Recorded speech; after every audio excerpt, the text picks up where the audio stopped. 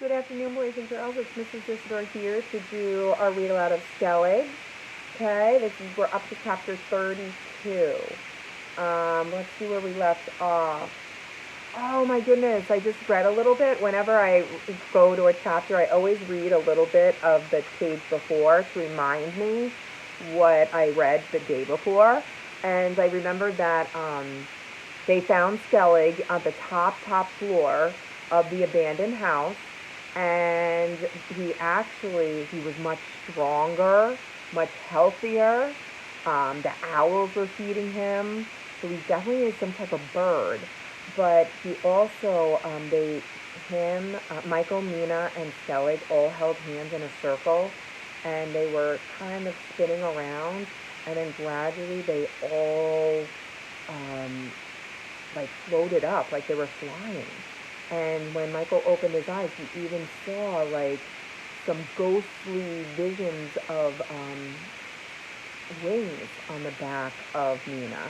I don't know if you remember from previous chapters, but people have said your shoulder blades are where your wings will be when you're an angel. And when you go up to heaven, that's where your wings grow. So that was pretty interesting. They each had their wings. Okay. Oh, look who's here. She's bringing me lunch. Hi, look how nice. I'm up in my room so no one will interrupt me, but I'll definitely take that sandwich. All right, so we were just about to read my chapter 32. You want to stay for this chapter, or are you going to go have lunch? I'm going to go and take a lunch. Okay. All right, bye-bye, sweetie. Thank you.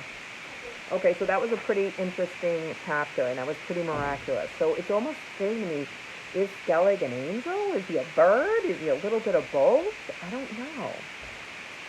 All right, so this chapter takes place in Michael's house, and the doctor is there. Remember, his baby sister is still in the hospital, and she's not feeling very well. Dr. Death faced me across the kitchen table. He touched my hand with his long, curved fingers. I caught the scent of tobacco that surrounded him. I saw the black spots on his skin. Dad was telling him the story, my disappearance in the night, my sleepwalking.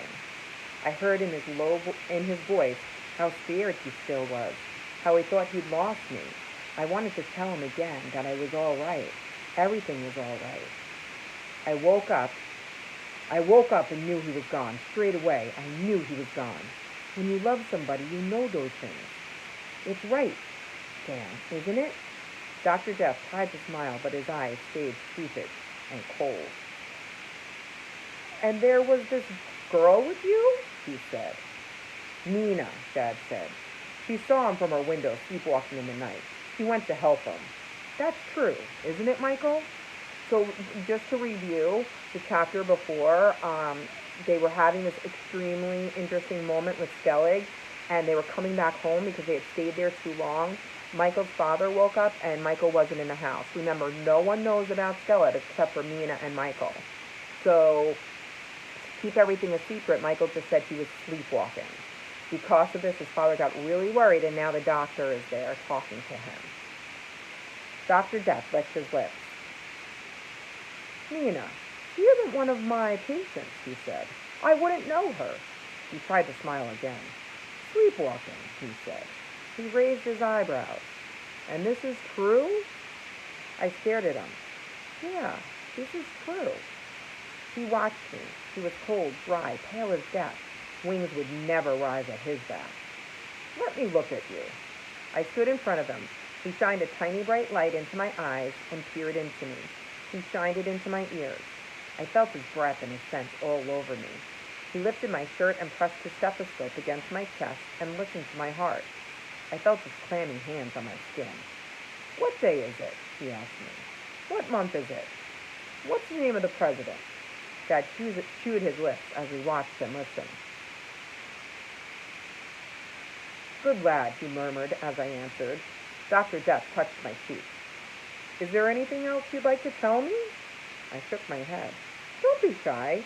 Me and your dad have been through everything you're going through. I shook my head again. He's fit and healthy, he said. Just keep an eye on him. His mouth grinned as he looked at me. And make sure he stays in bed at night. He kept me close to him. It's a difficult time, he said. Everything inside you's changing. The world can seem a wild and weird place, but you'll get through it. Did you treat Ernie? I asked. He raised his eyebrows. Ernie Myers? The man who lived here before? Yes, Mr. Myers was one of my patients. Did he talk about seeing things? Things? Strange things. In the garden, in the house. In the corner of my eye, I saw Dad chewing his lips again. Mr. Myers was very ill, said Dr. Death. He was dying. I know that. And as the mind approaches death, it changes. It becomes less orderly. So he did? He did speak of certain images that came to him, but so do many of my people. He held me again with his long fingers. I think you need to play football with your friends, he said. I think you need to go to school again. He looked at Dad. Yes, I think you should go to school again. Too much inside the house. He tapped my head. Too much thinking and wondering and worrying going on in there.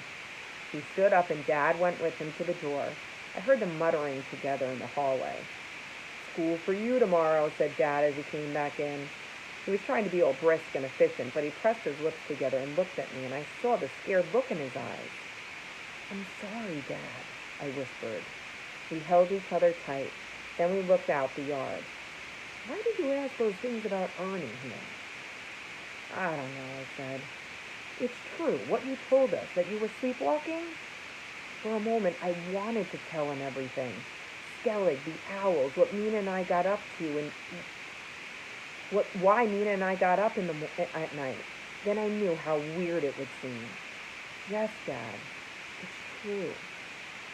All right, so his father, Michael's father, had the doctor come see Michael because he was sleepwalking and he was worried about him.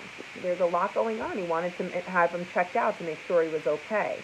They're thinking that he just has a lot going on with the baby, so they're thinking the best thing for Michael is to go back to school. When in reality, what's really happening is him and Nina are on this huge adventure with this Skellig, this creature, this bird, this human bird. So he wants to tell his dad because he feels bad that his dad is worried, but he just doesn't, he might be, I don't know why. Maybe he thinks that his father will think he's weird. Maybe he thinks that he'll hurt Skellig, or I don't know, but he doesn't tell his dad. So that's kind of what this chapter was all about. Okay, so it sounds like he's going to start going back to school.